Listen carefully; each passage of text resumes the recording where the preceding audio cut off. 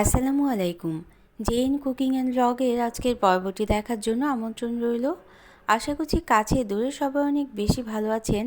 শীতকালীন পিঠা পায়েসের আয়োজনে আজকে থাকছে দুধে ভেজানো পাকন পিঠা। এই পাকন পিঠাটা বানাতে গেলে অনেকেরই অনেক সমস্যায় পড়তে হয়, অনেক সময়ই ভেঙে যেতে পারে দুধে দেওয়ার পর। তো আমার আজকের রেসিপিটি ফলো করলে এই সমস্যা থেকে সমাধান হতে পারে। তো আমার রেসিপিগুলি ভালো লাগলে চ্যানেলটাকে সাবস্ক্রাইব করে পাশে থাকতে পারেন, আর ভিডিওটা দেখার মাঝখানে একটা লাইক দিয়ে দেবেন প্লিজ। এখানে 1 কাপ পরিমাণ পানি দিয়ে দিলাম এবং 1 চা চামচ সাদা তেল আর সামান্য লবণ দিয়ে 1 কাপ পরিমাণ চালের গুঁড়ো দিয়ে দিলাম। এটাকে আমরা সিদ্ধ করে নেব।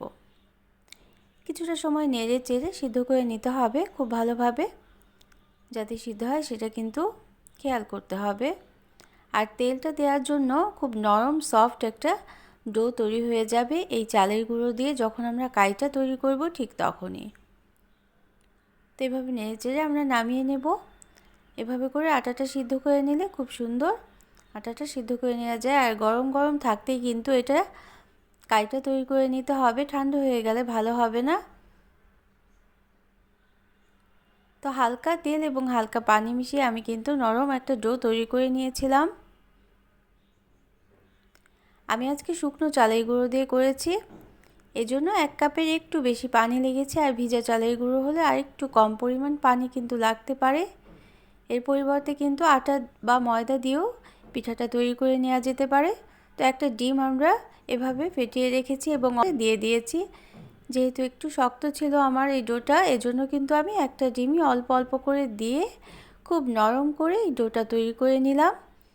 আপনাদের ডোটা যদি একটু বা আটা সিদ্ধ করাটা যদি নরম হয়ে যায় তাহলে কিন্তু ডিমের অর্ধেক অংশটা দিয়ে দিতে পারেন, তাহলেই হবে।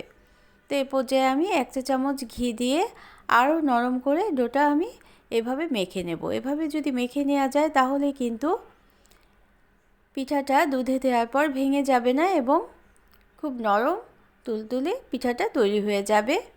তো এভাবে ছোট ছোট অংশে ভাগ করে নেব। শীতকালীন পিঠা পায়েসের আয়োজনে কিন্তু আমরা বিভিন্ন ধরনের পিঠা তৈরি করে থাকি। তো এটাও কিন্তু অনেক সুস্বাদু এবং মজাদার একটা পিঠা। একদিন অবশ্যই কিন্তু তৈরি করে খেয়ে নিতে পারেন এবং বানানোটা খুবই সহজ, খুব অল্প সময়ের মধ্যেই কিন্তু তৈরি হয়ে যেতে পারে।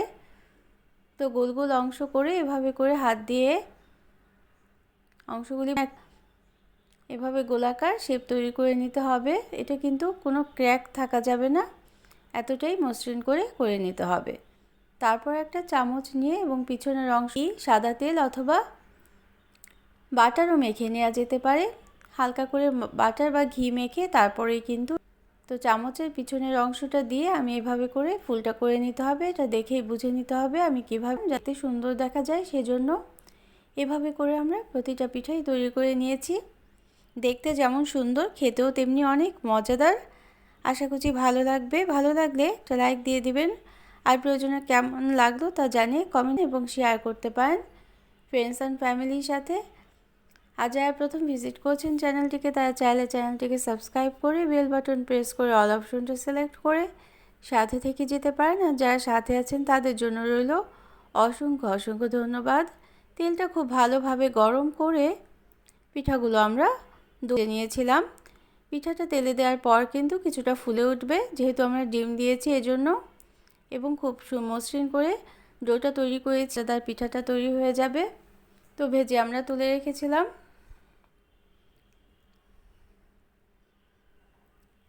এখন আমরা যে দুধে ভেজাবো সেই দুধটা আমি 3 কাপ পরিমাণ দুধ নিয়ে জাল করে 2 কাপ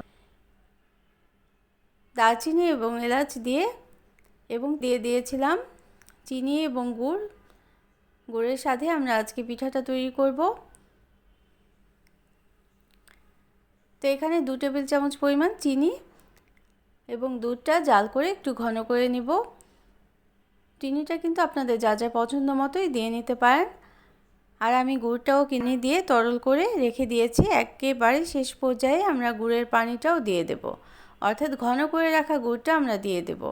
ঠান্ডা দুধেই কিন্তু গুড়টা দিতে হবে। তো তো এখন গরম থাকা অবস্থাতেই ভেজে রাখা পিঠাগুলো হালকা গরম ছিল এবং দুধটাও কিন্তু গরম ছিল।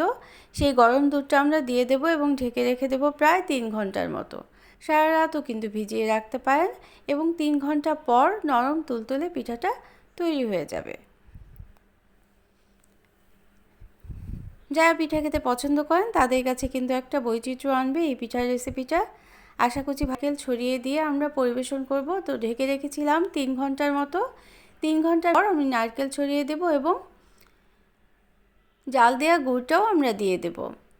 আমি 1/4 কাপ গুড় হালকা পানি দিয়ে ঠান্ডা পিঠার ওপরে দিয়ে দেব।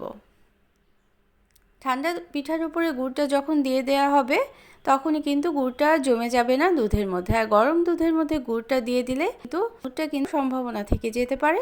এই টিপসগুলো কিন্তু ফলো করলেই পিঠাটা অসম্ভব মজাদার হবে এবং পারফেক্ট পিঠার রেসিপিটা পেয়ে যাবেন। তো কেমন লাগলো অবশ্যই কমেন্ট করে জানাবেন। যারা এতক্ষণ সাথে থাকলেন তাদের জন্য রইল অসংখ্য অসংখ্য ধন্যবাদ। অন্য কোনো দিন আসবো ইনশাল্লাহ। সেই পর্যন্ত সবার জন্য অনেক অনেক শুভকামনা। অনেক ভালো থাকবেন সবাই, আমাদের জন্য দোয়া করবেন। আমি একটা পিঠা নিয়ে ভেঙে দেখিয়ে দিচ্ছি কতটা নরম, সফট এবং তুলতুলে হয়েছে এই পিঠাটা। ছড়িয়ে কিন্তু পিঠাটা এভাবে করে পরিবেশন করে নেওয়া যেতেই পারে।